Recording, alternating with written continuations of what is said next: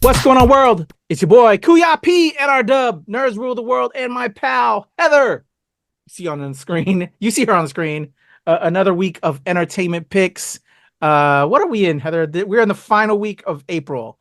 I don't know what's going on. I've been so caught up, so busy. I know you as well. I don't know what's heads or tails anymore. How has your April been going, Heather? It's been going. Finals for those of us who are still in college and doing things right now. Yes. So you're just quite spinning on all wheels as well. Yeah. Have you had any time, you know how we started off, to catch anything new? I think last week you were catching up on some anime, and there was like some that were supposed to be a film, but they decided not to do it. Anything else? No, so Haikyuu is a movie. The trailer officially dropped on Oh, okay. Friday of last week for the first of 3 Haikyuu films. That's going to be out on May 30th. Finished re-binging that series. We started a new anime series called Windbreaker, which there's going to be so many cosplayers of that series, can already see it.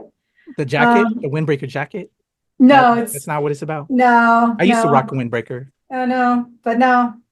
It's about a whole bunch of kids who are protecting their city, and it's really, really cute. So it's like Avatar, wind power? No, not power. No magic at all. It's completely magic free. And then just mutants? No. Okay, I'm just trying to figure out. It's not a jacket. It's not magic. It's not mutants. Then you got to tune in, y'all, to help you promote it to see what exactly they have, how they're breaking wind. That's not a good one. So it is a bunch of boy. It is a very male plus series with a lot of boys. So there's probably breaking wind, to be fair. But other than that, just watch some stuff that we need to review, and a lot of homework. Yeah, I got some things crossing all of my fingers and toes about. So yeah. Good luck to you, homie. I know I've been seeing you kind of tweeting here and there, just loaded with that, wishing you all the sanity as you work through it. And, finding the time when you can relax, all the love to you and your husband, John, over there. For me, caught up on Resident Alien. We've had the opportunity to speak with quite a few of the casts. They winded down with season 3 recently. I had like 3 or 4 episodes of season 3 that I had to finish up to be completely caught up. I did that. Really am enjoying Resident Alien, and they left it on some cliffhangers without a season 4 being announced yet. So really hoping we get a season 4 of Resident Alien, and really looking forward to talking with the cast again, because it's a really fun series. My wife and daughter are big fans of it. They've been watching it with me. I think I'm more invested into it now than I was before, where when we were talking to them, I had to go back and kind of, prep myself. But now I'm all in, and I'm very curious where they're going to go with the series. So fingers crossed that we get a season 4, and I'm sure we'll be able to talk to the cast again. They were a lot of fun, and they speaking with the Sheriff Mike Thompson on the show, Corey Reynolds. Really had a fun time talking to him, and he loved what we're all about. And so I really want to go back and talk with him. And Sarah Tomko, who's, one of the leads with Alan Tudyk. She was fun and from our area. So she said next time she's in Manassas, where she's from, Heather, we got to connect. So really looking forward to hopefully connecting with Sarah Tomko. But yeah, caught up on Resident Alien. That's a good show. What else am I watching? Wrestling. I'm trying to catch up on wrestling because of our kayfabe baby stuff. Watching a lot of dark side of wrestling. WWE Rivals, like on AMC, they have like this whole time slot where they do like biographies on these past wrestlers. They didn't do like this Rivals kind of section, like another hour about like famous rivalries, and then they do Most Wanted Treasures, like some of the ring wear and some other things from wrestling. So if you're a big wrestling fan, y'all catch up with AMC on Sunday nights for all of that. So yeah, I have a lot of that on my DVR. I've been checking that out and just remembering nostalgic matches and stuff. I know you're a fan of the wrestling, right, Heather? Yeah. I wish I had more time to get into it. So eventually I'll be able to get back there. Let me get my MBA and then I'll jump right back in. Yeah, there's not enough time in the day, homie. I know. There's like so many things I'd love to, put time in. And yeah, I love watching that stuff because it's kind of mindless. Yeah. So it doesn't require a lot of thinking, with the wrestling stuff. So it's always good to get that nostalgia back. And speaking of nostalgia, Heather, we kind of had an honorable mention that we wanted to throw out there before we get into the picks this week. This one really takes me back. We ready to throw this honorable mention at them, Heather? Sure. Go right ahead. All right, y'all. We have Butterfly in the Sky. It toured the festival circuit. It's now arriving to streaming, Heather, or It'll be available on Amazon, Apple, a couple other stream. It's a pay-per-view kind of situation right now, but it will be rentable as of this recording tomorrow, April 30th. Awesome. I can't wait to check this out. Here we go. Butterfly in the Sky. Do you want the Reading Rainbow treatment? Here we go. Butterfly in the sky. Classic. I can go twice as high. Reading Rainbow was not about learning to read. It was about loving to read. I said, we will get kids reading more because they will watch Reading Rainbow and they will go get those books. Nobody believed us. I thought, what a great idea. Reading is a very fresh way to learn. Reading Rainbow wanted children to know there's all kinds of stories out there, and while it may not be stories from your neighborhood, it's stories from a neighborhood you should know about. Roll tape. Ready? We would all throw ideas in without worrying about how dumb they were or how difficult to achieve they were. I did everything they asked. I mean, everything. Ow! I became very adamant that since they had hired me, then what they got was me. He wasn't talking down to you. He was talking as like, let's have this conversation.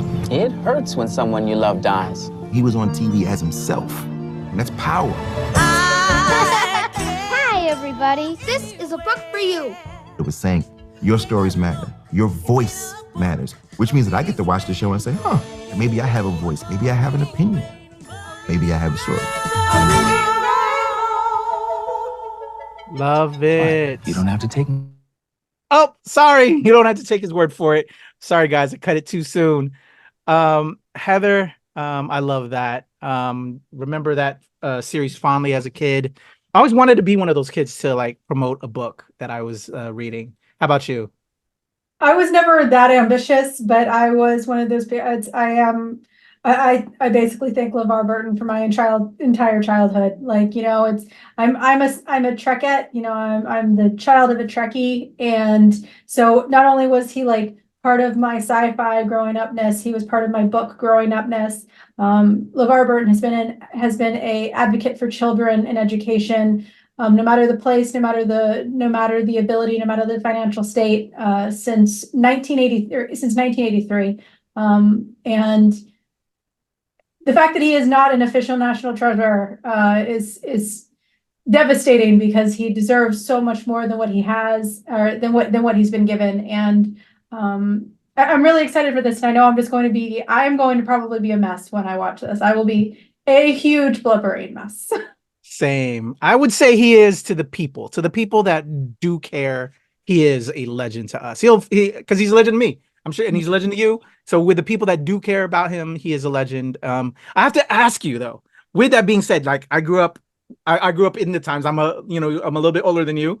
So I grew up watching it fondly, as it aired. And then obviously Next Generation, when that aired. But then like right at that time, as I was watching these things, I started, learning, he's an actor and all these other things. And I saw Roots for the first time. That messed me up, not only because of the story, but seeing LeVar Burton, this magical, sweet man, then to play this character, but it's based on true shit. That fucks me up. Did you ever see Roots back in the day? I didn't watch Roots until I was older. However, where I'm a little bit different from most people from the 80s and early 90s, I was watching Trek before I was watching Reading Rainbow. I was an itty bitty baby when I was watching Trek. So like, Man, I'm showing my age. I feel so old. But it's one of those where it's because I started. My family also, we didn't have a lot of television. We didn't grow up with them. Yeah. When I was a much younger child, we didn't have the money, we didn't have this. So, having certain levels of television were more of a trophy to be won than it was something that we could just have. So access to certain things was easier. And my dad has always been a big Trek fan, so he would pay for things like cable so we could get that. Whereas I started reading Rainbow with my mother because she liked kid shows for kids. Did it So I air do in have, school? I'm sorry? Did they ever air it in your school when you were growing up as a kid? Because that's where it started for me. We watched Reading Rainbow during like a home period. I remember in school. Well, oh yeah, no, we And watched like Reading Channel Rainbow. One. There's like Channel One with like Anderson Cooper way back when. Channel One. I don't know if you know Channel One, but that was crazy. Lisa No, Ling. Anyway, sidetracking, but I remember watching Reading Rainbow in school. No, my library teacher in my elementary school, she actually liked showing television and teaching kids how to enjoy entertainment at a mass level. So I did watch Reading Rainbow in the library at our school, but the first time I saw it was at home. That's where it was part of, I think it was a Sunday morning show at the time or something like that. And by the way, LeVar Burton is still doing this. He is still on the internet doing this, talking to children, teaching kids how to read. And he actually did a really fun if for all of our audience out there who aren't on TikTok, I apologize because you're missing out on the banned book Rainbow. And it is probably one of my favorite videos that he's ever done. But anyway, to go back to it, I think I kind of had a switch. I started off with an older version of LeVar Burton. So when I finally watched Roots, I was just like, oh, okay. Yeah, he's just an actor. He's doing this stuff. Yeah. Yeah, man. It was, I speaking, being the young kid though, for me, it was crazy. But man, LeVar Burton is a treasure. That looks amazing. Bring the tissue box, y'all. We're all going to be feeling it. If you're an empath like us, definitely going to be buckets of tears with that. But so excited to see that, and give that man all his flowers whenever you see that guy. All right, let's go from Trekkies to the Star Wars universe, Heather, with my first pick out the gates. Disney Plus. Speaking of which, to what we were talking about earlier, Heather, about some stuff debut. This is why I don't think we're on the list. This is what I meant to talk to you about earlier, because I'm feeling some kind of way, Heather, coming out this week from Star Wars. From Disney Plus is Star Wars: Tales of the Empire. Let's check it out. Why do you seek now do you understand, Heather? Imperial favor? We'll talk offline. Years ago, my people were all but destroyed. My anger gives me strength. It is that strength I offer the Empire. Offer accepted. I'm here to present you with an opportunity, Barris. Just be glad you're not a Jedi anymore. Your path is set, Morgan Elspeth. I will fulfill my destiny.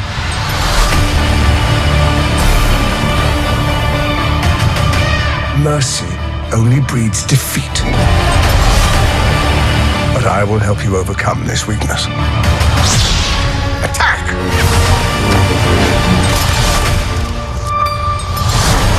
You said the Empire would help to change things. Everything comes at a cost.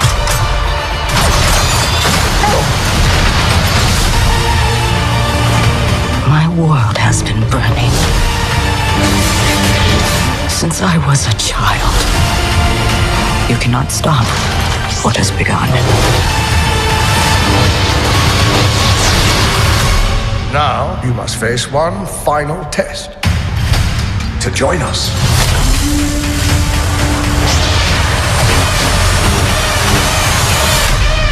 It is time you meet your new master.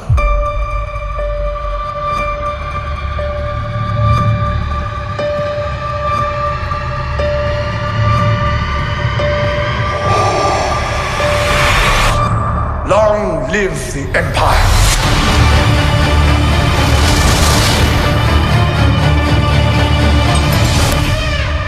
All right, Tales of the Empire arriving on May the 4th. May 4th. Star Wars fans, May the 4th be with you. as well as Free Comic Book Day, y'all. Star Wars Tales of the Empire. What do you think, Heather, of this new series in the style of Bad Batch and the other kind of like animated series we've been getting from Star Wars? How do you feel on that one? There are so many worlds within worlds in the Star Wars universe, and it epitomizes development and growth in which you can do with a story. As always, I'm not as always. I don't know how much I've actually talked about it. I am kind of over, as many people are, the Skywalker sagas. Would love to see more growth. Would love to see more because there's so many. It's a vast universe, and there are so many more that we can talk about. But with that being said, this does seem a little bit less Darth Vader-y and more just Empire-y. But there are people. There are people living on the other side of the resistance, the people that are fighting the resistance, and learning their stories, hearing their sides. It'll be fun. I think it's a fun concept. I also think it's going to tell a story to make you want to support the resistance even more, but explain how those who are drawn into the Empire are so. I'm interested. I'm curious. I'm interested. Am I rushing to see it? Maybe. I think this is like most of the others where it drops weekly. I'll probably wait until it all drops. Like that's how I watch the Bad Batch too. Sometimes, especially animated shows, it's just easier to watch those all at once. So I feel that. I'm kind of the same with you. I'm intrigued. I'm curious. I'm probably not rushing. I know I'm not rushing. Might have if they provoked me a little bit and saw something to make me want to divest some time into it. But I'm curious. I didn't see the trailer until now. Again, it wasn't really on my radar. I know that particular Morgan Elsbeth character. We saw her in the live action because she's played by Bruce Lee's, not really Bruce Lee's granddaughter, but like related to the family in a way. Her father was taught by Bruce Lee and all of that. I thought like niece or something. I thought it was like the niece. Something maybe there, right? Did that character up until we saw her in Mandalorian have this big of a story, and are they, because it became successful? I'm just curious if on the bookends, maybe if it was in books or any other kind of even the animated series. I don't know. I feel like they're fleshing it out because the character got more fame and was then carried on with the Ahsoka storyline because they brought the character back in Ahsoka after Mandalorian. I'm just curious if they kind of just saw this character and decided to, found it interesting and wanted to give her more life, because it feels like this is them kind of setting her up now to be a bigger character. Plus, like one other character that we saw in there. There's a couple characters that we saw in there. From what I can tell, this is just giving more depth to her character. She has been in comics, but it's one of those, and I'm not sure. I wish I could read the like 32 or whatever volumes of Star Wars lore there is. Not hating on it. I just wish I had time for it. Yeah. And it's one of those where, to me, this series is just giving her depth, because every person, no matter if you're fiction or nonfiction, you have a story to tell, and sometimes understanding what story you told, it helps tell us what you're trying to tell us now. So to me, this is one of those stories where it's people potentially like the character enough that they wanted to give more definition to her past. Gotcha. Yeah, and that's beautiful. I just wasn't sure if there was existing content before the Mando introduction and now. Yeah. I think when it comes to her, I think that there was a little bit in comics. I know that there was post Mando, but it's one of those where it's anything that most of these characters that we were seeing, especially in the animation, those are coming from investments from characters that were just slightly introduced or showed some interest in the past. That's what Disney and that's what they're trying to do. They're trying to grow a universe of characters that you already know outside of the core family. So, and that's I love that. Yeah. And we want that because, again, we want to get away from all the Luke Skywalker stuff like that you've been mentioning. I think a lot of fans are really feeling that now. So let's do it. Let's grow this universe. Speaking of growing, let's glow. That was bad. I wouldn't want grow to glow. I was trying to build a bridge there to glow up. The glow up. Let's do a glow up. And A24 to me is one of those studios that I really love, and I feel like I'm glowing up because they always come with something new, different, fresh. They are one of my favorite studios out there. This particular film I screened recently. I'll be hopefully dropping a review by the end of the week. I wish Heather could have joined me on this one. It's called I Saw the TV Glow, starring Justice Smith. Let's check out the trailer. I know this might sound crazy. I don't want to alarm you. Do you remember a TV show we used to watch together? It was called The Pink of Eight? Yeah. Do you watch?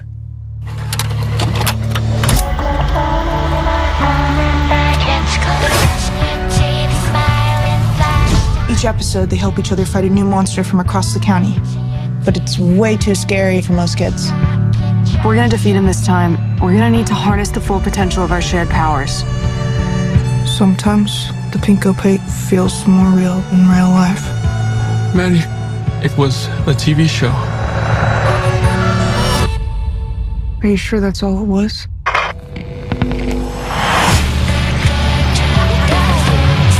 I like girls, you know that, right? Totally, that's fine. What about you? Do you like girls? I think that I like TV shows.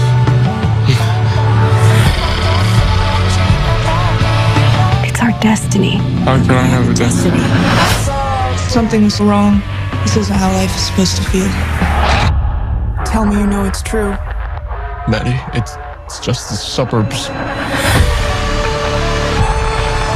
Seems like you're always somewhere else lately. Maddie disappeared without a trace.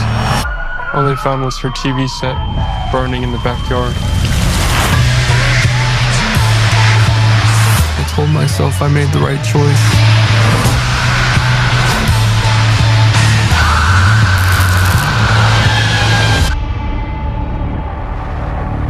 What if I really was someone else? Very far away on the other side of a television screen.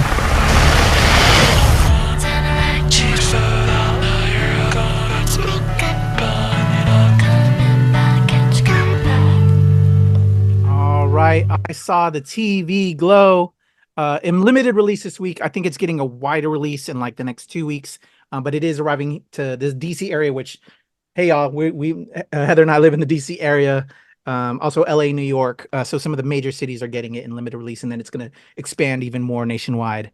A24 is one of, again, like I said earlier, one of my favorite companies. They really are on the cutting edge of fresh, thought-provoking, artistic content. I still don't know what the hell I watched. And again, I'm trying to figure out my review, but I really like this film, but I still don't know if I fully understand it. Even the ending, I don't know where it is in different respects, but I like that. And I think it's drives you to want to watch it again, to just understand it more. But yeah, as you saw from it, it's like, you know, this introvert, Justice Smith, who finds a common connection with this other student over a TV show. And I think we can all connect with that as introverts in certain respects, and having a hard time meeting other people. You find a common thread, and then that kind of, you know, starts the loop into interaction. But it also can be an escape for a lot of people in different respects. So I'm just going to leave it like that. And if you can feel that in your essence, you'll appreciate this film. But I also think there'll probably be a lot of haters on this film too. They probably won't like it. This is a very artsy film, art house film. But I quite enjoyed it. What do you think, Heather? Unfortunately, you couldn't join me. But are you interested in this at all? What do you think from the trailer, at least? I'm going to start with, I am still slightly heartbroken that A24 decided to use AI filters instead of paying artists to do posters, or paying artists, simply opening up the option to make posters for Civil War to real artists. Instead, they decided to use AI. Kind of disheartened by that, because I really love A24, and that kind of broke my heart seeing that they decided to utilize AI instead of, you know, using the abilities of incredible artists out there. However, to go off with that, I'm very interested in this movie. It's one of those where it seems to blur the line between suspense horror and real life, at least in the trailer, or in a just like a fun true crimey kind of way film. I don't know how to put it.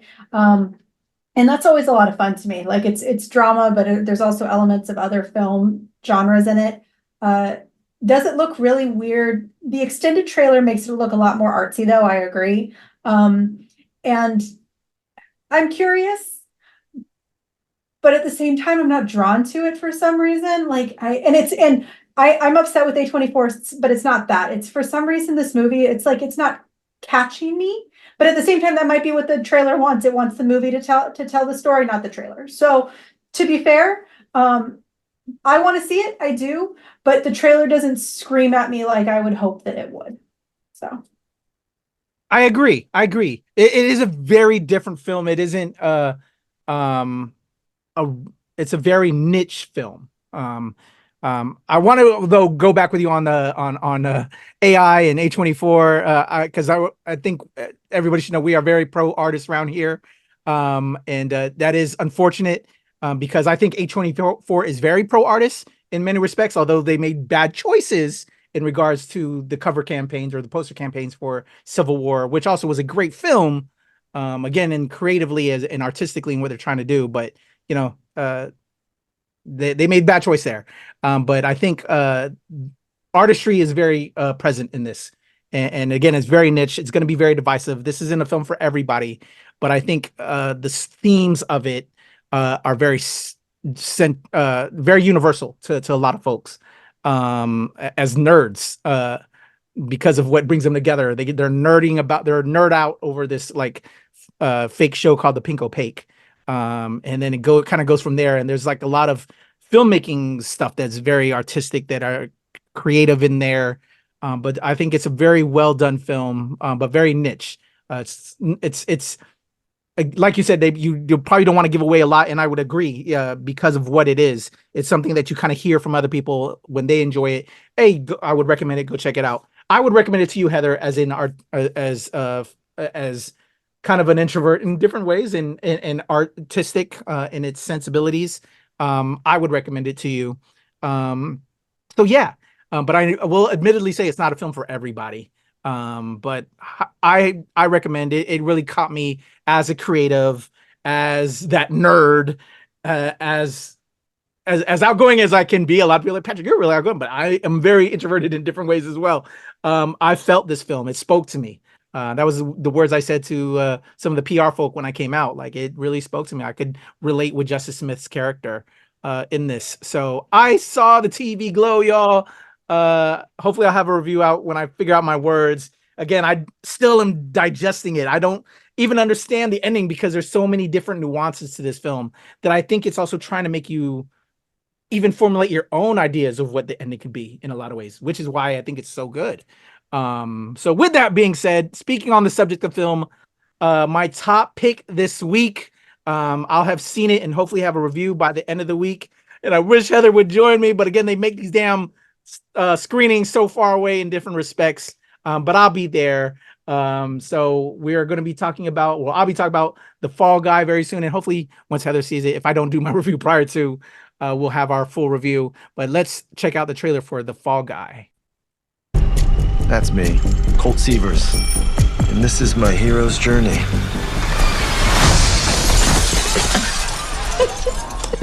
Or just start from the top. Okay, I'm not the hero of this story. I'm just a stunt guy. Trying to look cool in front of the director of this movie. That's her, who I just so happen to have a major crush on. We need to keep it super profesh. Cool. Do you want to make out? Nope. Because I don't either. It's not what I'm into right now. Making out? Yeah. What are you into? Talking. Yeah. There's just one little wrinkle. The star of the movie, Tom Ryder, is missing. We need you to find him. Why me? You're a stuntman. No one's going to notice whether you're here or not. No offense. I mean, some taken. Tom? Full disclosure, he has fallen in with some shady people. Just checking in on you. And they're not going to like you sniffing around. I'm just a stunt guy. This is insane, man. We got drugs, bad guys, and murder. What's an ice crime? Are you saying ice cream or ice crime? Ice crime. Okay, it's just with your accent, it's hard. I'm not reporting an ice cream. Yes, no, I get that. Okay. This is an epic story. Of cosmic proportions. The bad guys are closing in. We're gonna hide you. Nope, we're gonna beat this shit out of him. I never forget a fist. I don't mean it like that. Nothing like a good twist. Who doesn't love a twist? Let's make some trouble. Get out of my head. Stay alive. No matter what. We're gonna beat the shit out of him. I have a better idea. You wanna drive? Okay. Maniac. This stuntman's crazy.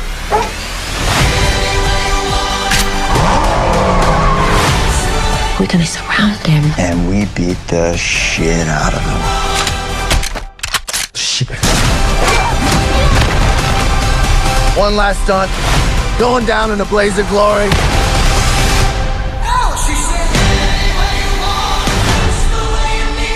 We need a big finale. How many takes do you have of that? I've got 5 takes. So big.